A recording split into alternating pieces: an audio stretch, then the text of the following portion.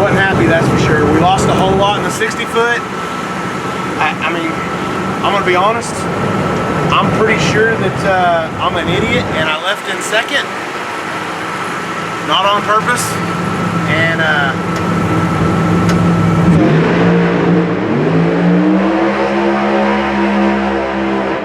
kicked the car into neutral on the 2-3 shift. So next thing I know, I look down, it's just free revving. All the boost and all the RPMs. All the boosts, all the RPMs. No gear. In neutral. So I checked the data. It wasn't happy, that's for sure. The car was really slow. I got out there, it was upset. It shook the tires because I think it didn't have the power to get up on the tires. So I looked at the data. At one point, we made 50 pounds of boost, 9,400 RPMs, just in neutral. So I'm gonna run through all the valves, make sure everything's okay. I actually killed the motor. Everything sounded fine whenever I killed it, but I'm gonna go ahead and run the valves just in case.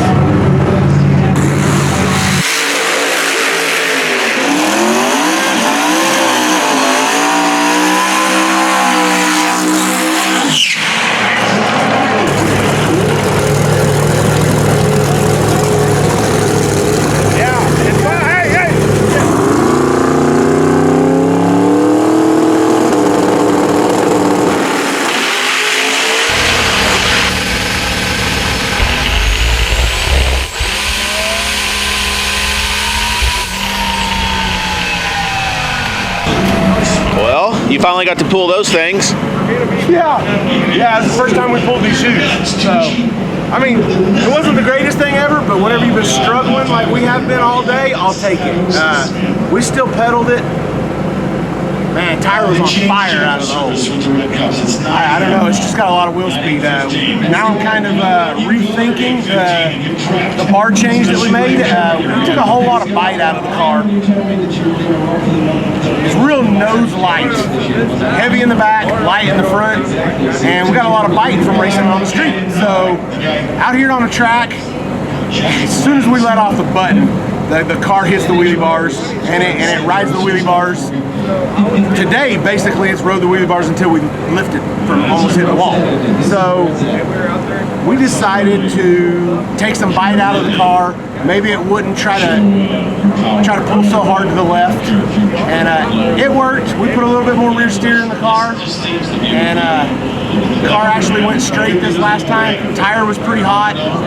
We need to slow it down a little bit, and the car will go faster. It got out there, it spun, shook a little bit. I pedaled it one quick time, and we went 411 at 188, which I believe is the fastest mile an hour we've ever been.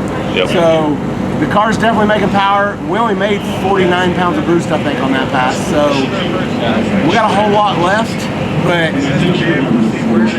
if you can't make a pass without pedaling it, ain't no sense in more shoving more boost in it. So we need to get shit lined out tomorrow in the daytime. Tulsa's, I'm not the best tuner in the world, but Tulsa has seemed to be really tricky late at night, and it's definitely got my number. But we made it. We qualified, what, 13th? Number 13th like right that, now. after 2 qualifiers. It won't stand because there's 2 qualifiers left, but hopefully we'll go faster tomorrow. But there's going to be a whole lot of pro mods that go faster tomorrow too. So we're going to, it's pretty late, we're going to get the car all buttoned up, call it a night, you know, start fresh tomorrow.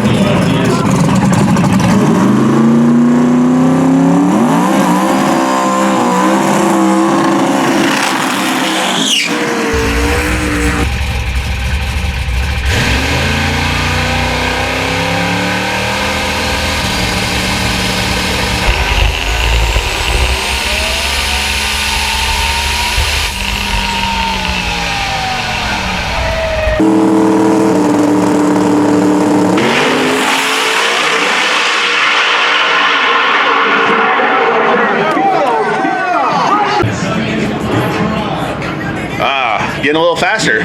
Kind of getting a handle on this thing. Yeah. Turn it.